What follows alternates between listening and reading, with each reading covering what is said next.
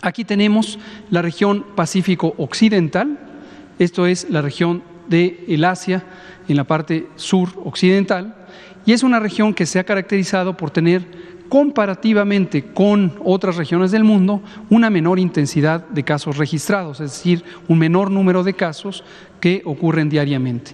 Las razones son varias, algunas permanecen en incógnita, pero existen algunos elementos que tienen que ver con la organización social, con la disciplina de las sociedades y también con los comportamientos. En la región de Asia, en particular, algunos países como Japón, como Singapur, tienen algunas costumbres bien establecidas a nivel social de conservar medidas de higiene básicas en la transmisión respiratoria.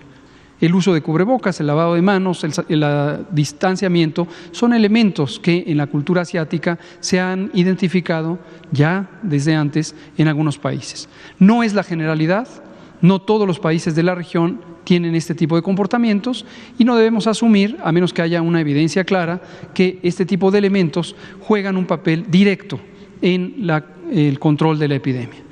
También se especuló, esto fue meramente especulativo, que la intensidad en el uso de las pruebas diagnósticas al inicio de la epidemia podía haber explicado esto.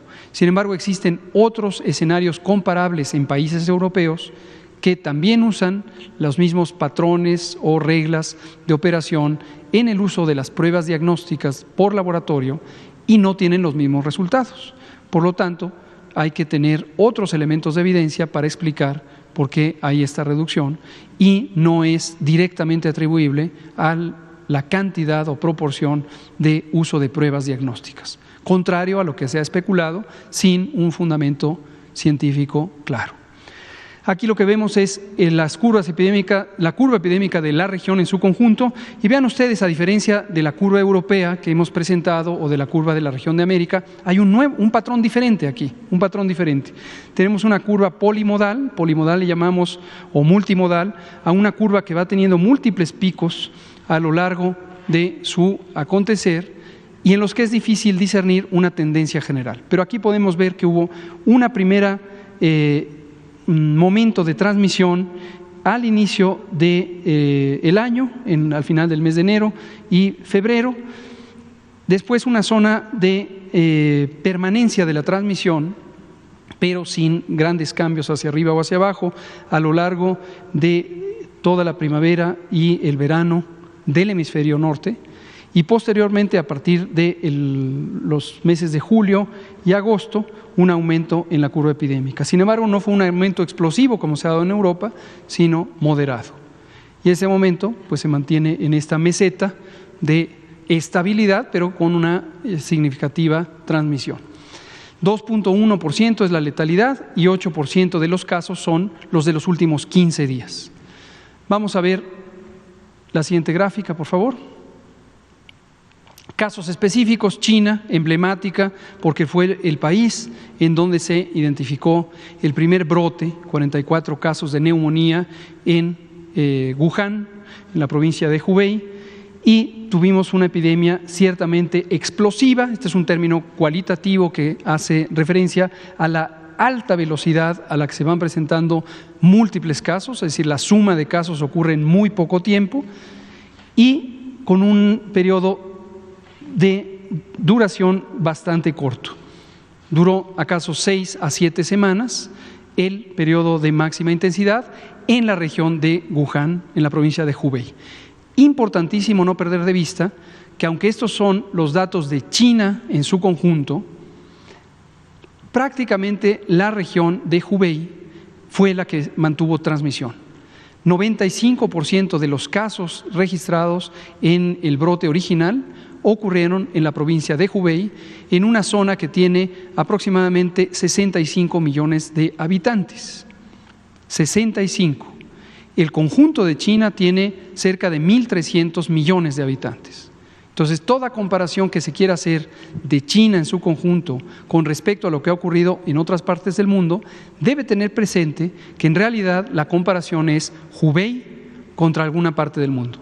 Hubei, una provincia con 60 millones o 65 millones de habitantes, no el país en su conjunto que tiene 1.300. no porque los datos no pertenezcan al conjunto de China, sino porque la enorme mayoría de los casos, más del 95%, ocurrieron en Hubei. Y esto es relevante también porque el gobierno chino, y esto lo supimos de fuente directa en conversaciones con el embajador de China en México, tuvieron un modelo de contención ciertamente extremo. Y esto fue una decisión que China tomó, el gobierno chino, y que les permitió disminuir la transmisión de una manera acelerada. También es importantísimo considerar, como lo hemos explicado en otras ocasiones, que la realidad socioeconómica, la capacidad de abastecimiento, la dinámica social, la realidad demográfica, etcétera, política incluso de cada país, determina el margen de maniobra, la diversidad de las intervenciones. En el contexto específico de China, les fue posible este modelo de contención extrema. Posteriormente, han tenido mínima transmisión. Hace aproximadamente 3 meses, China había declarado o decretado formalmente la eliminación de COVID-19 en el territorio chino. Posteriormente, han tenido un pequeño momento de rebrote y otra vez entrar en una fase de control. Mucho por aprender de la experiencia china, pero también muchos elementos que difícilmente podrían replicarse en otras partes del mundo, incluido México, por supuesto. La siguiente. Aquí está Japón, muy diferente. Vean ustedes las diferencias enormes entre las curvas epidémicas. Japón entró a la epidemia posteriormente, 2 meses después que lo hizo China. Tuvieron un brote original que se extendió por mayor tiempo. Vean ustedes la amplitud de la base de esta curva epidémica que se proyecta prácticamente desde finales de marzo hasta finales de mayo. Y posteriormente pasa a una fase de mayor control, no desaparece la epidemia, no desaparece, y semejante a Europa Occidental, tienen, aunque más temprano que Europa Occidental, a finales de junio, un rebrote de magnitud mucho mayor, aproximadamente 2.5 veces el brote original. Y ahorita están en este punto, en una meseta prolongada, que ha venido prácticamente desde el inicio de septiembre, sin ir para arriba, sin ir para abajo. La siguiente.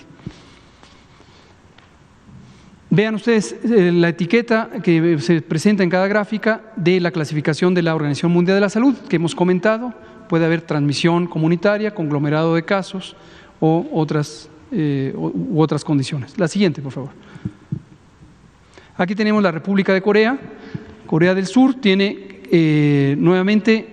Todos estos están por millón de habitantes. Es una comparación equilibrada, aunque tienen distinta cantidad de casos. Se está comparando por millón de habitantes, es decir, como si tuvieran la misma población. Corea tuvo la misma experiencia muy semejante a la que tuvo China originalmente, con una curva epidémica más corta, más pequeña, también de 6 semanas, un brote muy explosivo, posteriormente una etapa de control, pero con una persistencia un poco mayor de la cantidad de casos por millón de habitantes, y hasta agosto se había mantenido en control.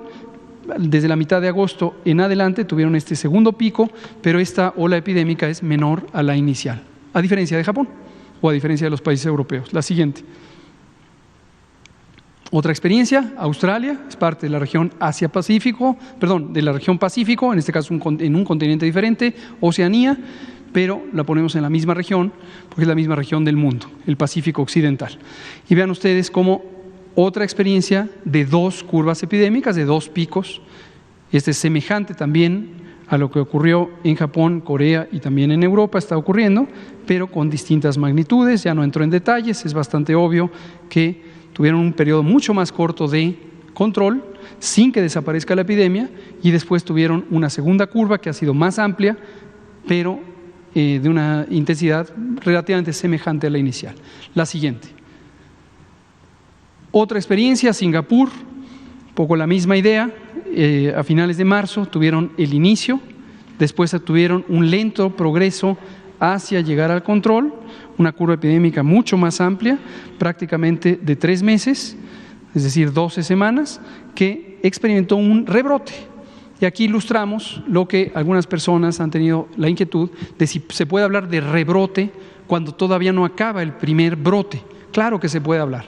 De rebrote hablamos cuando cambia la trayectoria y ahora empieza a aumentar los casos, pero todavía estaban lejos de haber llegado al control del brote inicial.